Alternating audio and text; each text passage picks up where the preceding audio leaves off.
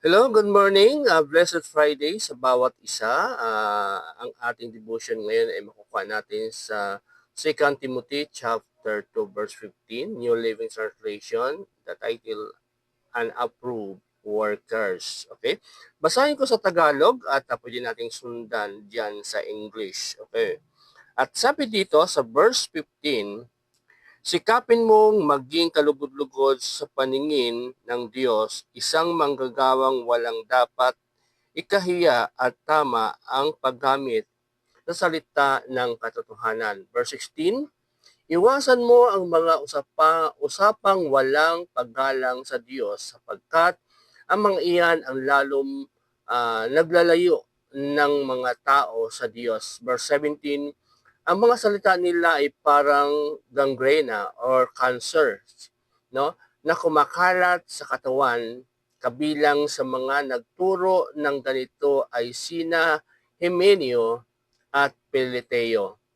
Verse 18, lumihis sila sa katotohanan at ginulo nila ang pananampalataya ng iba sa pamamagitan ng pagtuturo na ang muling pagkabuhay ay naganap na. Ang tinutukoy, I think, ito yung bubuhayin ng Lord ang lahat ng tao, no? Okay? So, very simple, ano, at tayo ay kailangan, no, magturo tayo according doon sa nais ng ating Panginoon, di ba? Kung ano yung sinasabi ng Biblia, yun ang ating ituturo. At kailangan ay lagi tayong yung ating character, no, ay maging approved sa Panginoon at hindi magiging kahiya-hiya or hindi ikakasira, no, ng salita ng Diyos or hindi ikakasira ng buong katawan or the body of Christ. So let's be careful, no, sa ating mga behavior or sa ating